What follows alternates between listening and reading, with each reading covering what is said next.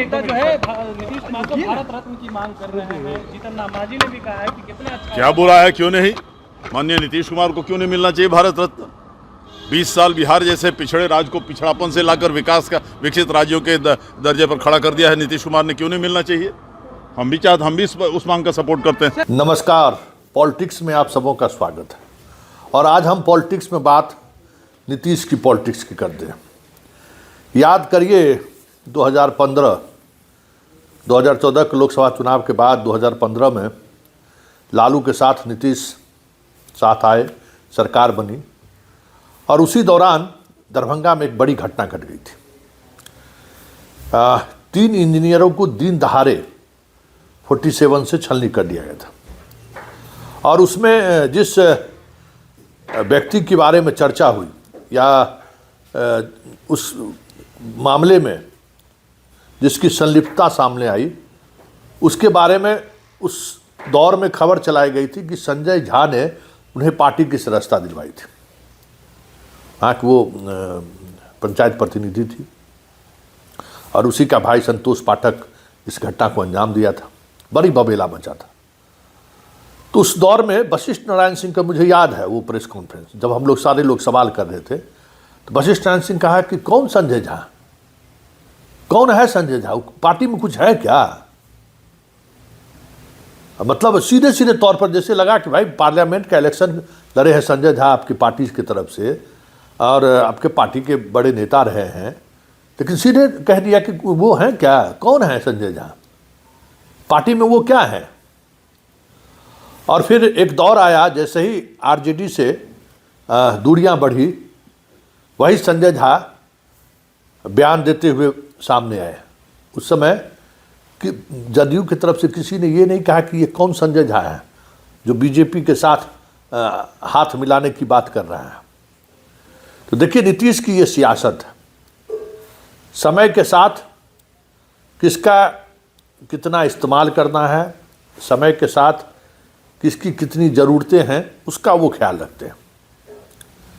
तो त्यागी जी को लेकर जो आज बबेला मचा हुआ है और राजीव रंजन जैसा प्रवक्ता कहता है कि कौन है त्यागी, वो हमारी पार्टी में है कहाँ, तो ये समय समय की बात है। और यही राजीव रंजन जैसे लोग हैं कि केसी त्यागी के पास बैठने की स्थिति में नहीं थे। एक दौर था ना, बात करना तो दूर की बात है, खड़े होकर घंटों इंतजार करना पड़ता था। उस दौर में नीतीश को त्यागी की जरूरत थी। राष्ट्रीय फलक पर त्यागी नीतीश कुमार के आइडियोलॉजी को स्थापित करते थे। तो आज जिस दौर से बिहार गुजर रही है, उस दौर में नीतीश सत्ता के साथ साथ विचार को भी बीजेपी के हवाले कर दिया है, क्योंकि अभी उसकी जरूरत नहीं है। तो फिर त्यागी की जरूरत क्या है? त्यागी को लेकर जो बयान उन्होंने दिया है, उस बयान का कोई मतलब ही नहीं है। लेकिन त्यागी अभी जदयू में जितने बड़े नेता हैं, उन नेताओं की जितनी सोच और समझ होगी, वो तमाम नेताओं का एक जगह इकट्ठा कर दी, जो त्यागी सब पर भारी आज भी पड़ेगा। क्योंकि त्यागी को पता है कि अभी हमारी उपयोगिता खत्म नहीं हुई है। नीतीश इस दुनिया से चले जाएं तब भले ही उनकी उपयोगिता खत्म हो जाए, क्योंकि राजनीति में नीतीश कुमार को त्यागी की भी ज़रूरत है, संजय झा की भी ज़रूरत है, ललन सिंह की भी ज़रूरत है। लेकिन समय के साथ साथ समय जिस तरीके से चलेगी, ज़रूरतें उस तरीके से बनी रहेगी। आज आरजेडी से थोड़ा लगाव बढ़े, संजय झा हाशिए पर चले जाएंगे, ललन सिंह लालू के दरबार में चूरा दही खाते नजर आ जाएंगे। तो ये उनकी राजनीतिक मजबूरी भी है और राजनीतिक शैली भी है। लेकिन सवाल ये है कि जिस मुद्दे को लेकर किसी त्यागी को घेरने की कोशिश जदयू के द्वारा की जा रही है कि भाई वो कौन है, उस पर जदयू का क्या स्टैंड है। पहला मुद्दा था उनका इजरायल और हमास को लेकर कि भाई जिस तरीके से इजरायल ने हमास के साथ एक्शन किया है, जो कार्रवाई हो रही है, वो उनका स्टैंड तो वही स्टैंड है जो भारत सरकार का स्टैंड है। हाँ, बीजेपी का वो स्टैंड नहीं है, भारत सरकार का तो वही स्टैंड है कि हमास को लेकर उनका रुख वही रुख है जो त्यागी का रुख है। तो जदयू को स्पष्ट करना चाहिए कि इजराइल और हमास के बीच के युद्ध के दौरान उसने त्यागी ने क्या पार्टी स्टैंड के खिलाफ बयान दे दिया। हाँ, वक्फ बोर्ड को लेकर जो त्यागी जी का बयान था वो बयान पार्टी लाइन के विपरीत था। वक्फ बोर्ड पर पार्टी सदन में सरकार के साथ खड़ी थी, ऐसे में उनका बयान उस समय पार्टी लाइन के खिलाफ कहा जा सकता है।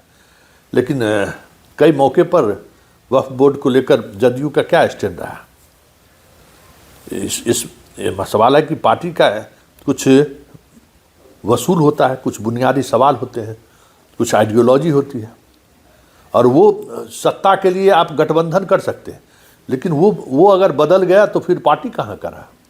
तो इजराइल हमास को लेकर या वक्फ बोर्ड को लेकर या जातीय जनगणना को लेकर जो स्टैंड पहले था, क्या जदयू उस स्टैंड में बदलाव आया है क्या? वक्फ बोर्ड में तो बदलाव दिखा, लेकिन बाद के दिनों में कई नेताओं का बयान आया कि नहीं, इस पर विचार करना चाहिए भारत सरकार को। अग्निवीर को लेकर केसी त्यागी का जो स्टैंड रहा है वही स्टैंड है ना जदयू का। क्या अग्निवीर को लेकर जदयू बीजेपी के साथ खड़ी है क्या? कई मौके पर नीतीश कुमार का इतर बयान आया है। तो ये अलग बात है कि आज त्यागी की जरूरत जदयू को नहीं है।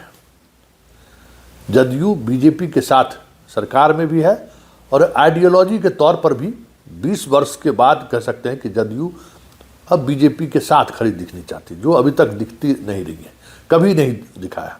आइडियोलॉजी के मुद्दे पर जदयू और बीजेपी के बीच हमेशा मतैक्य रहा है। सरकार में हम साथ हैं लेकिन आपके आइडियोलॉजी के साथ नहीं है।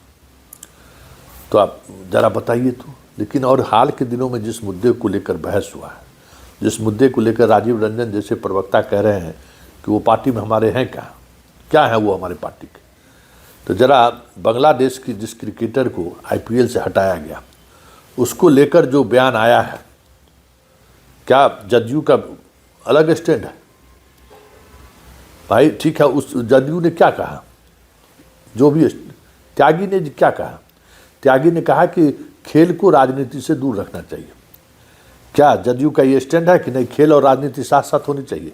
राजीव रंजन को बयान देना चाहिए कि नहीं, खेल और राजनीति एक ही सिक्के के दो पहलू हैं, बयान दे वो। और फिर बांग्लादेश के खिलाड़ी को जिस तरीके से आईपीएल से बाहर किया गया, किसी त्यागी ने क्या कहा कि भाई ये इस परिस्थिति के बावजूद भी उसने हिंदू को कप्तान बनाए रखा, तो हमको उस लार्जर इंटरेस्ट में हमें इस तरीके की सियासत से बचनी चाहिए। क्या जदयू का अलग स्टैंड है इस पर? क्या जदयू इससे अलग सोचती है? बड़ा सवाल है।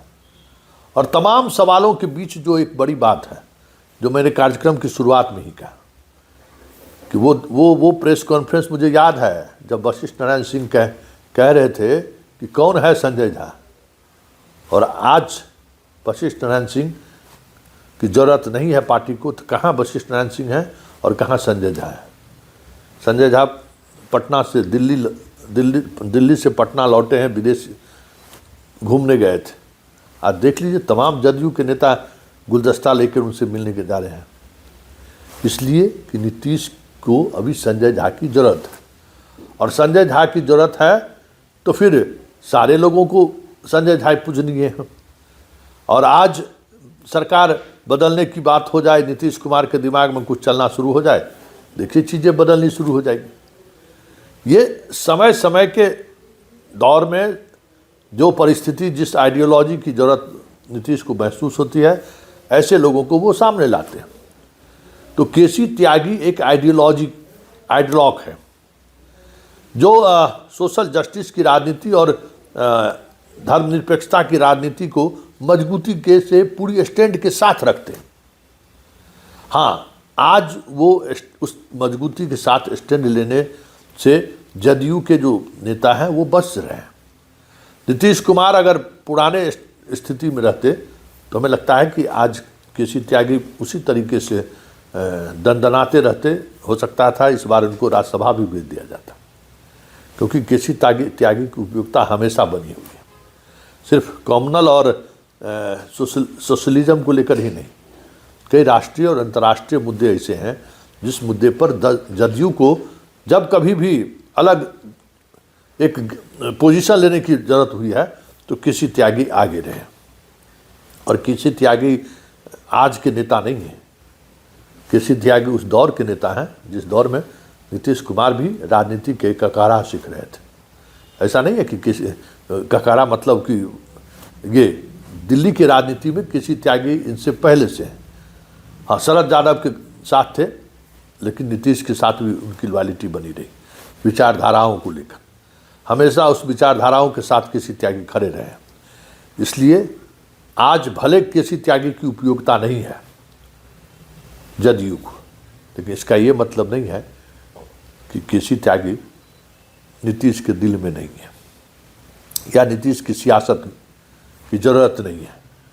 आज भी त्यागी की ज़रूरत है। इसलिए राजीव रंजन जैसे नेता जो भी बयान दे दें, बिहार की राजनीति का सच यही है कि समय के साथ साथ हर नेताओं का पोजीशन बदला है, हर नेताओं का महत्व बदला है। ये पिछले 20 वर्षों से लोग देखते आ रहे हैं। शरद यादव भी गए, जॉर्ज भी गए, दिग्विजय सिंह भी गए, नरेंद्र सिंह भी गए, प्रभुनाथ सिंह भी गए, एक दौर में संजय झा भी गए थे, ललन सिंह भी गए थे, फिर नरेंद्र सिंह की भी वापसी हुई, प्रभुनाथ सिंह की भी वापसी हुई, सब लोग वापस आए। तो जो पॉलिटिक्स के लिए जो टाइम है ना, समय, मैं समय हूँ, वो समय काफ़ी मायने रखता है। और आज का समय त्यागी के लिए उपयुक्त नहीं है, इसलिए त्यागी प्रासंगिक नहीं है। लेकिन इसका ये मतलब नहीं है कि त्यागी को नीतीश सिरे से खारिज कर देंगे। इस पॉलिटिक्स का एक बड़ा शर्त ये भी है कि आज भले त्यागी की ज़रूरत नहीं है, लेकिन जब त्यागी की ज़रूरत रहे तो इतना करीबी तो रहना चाहिए कि एक इशारे पर वो दिल्ली में राष्ट्रीय मीडिया पर पक्ष रखने की स्थिति में रहे। इसलिए ये जो कुछ भी बिहार में हो रहा है उससे बहुत कुछ त्यागी की सेहत पर प्रभाव भी नहीं पड़ेगा, और नीतीश और त्यागी के रिश्तों पर कह सकते हैं कि वो चीज़ें भी नहीं दिखेंगी। खैर, नीतीश उस मना स्थिति में नहीं है, ये अलग बात है। लेकिन बिहार की सियासत में त्यागी कल भी थे, आज भी हैं और आगे भी रहेंगे। ये तो साफ नीतीश की पॉलिटिक्स की ये ज़रूरतें भी हैं, और नीतीश इसके बगैर पॉलिटिक्स कर भी नहीं सकते।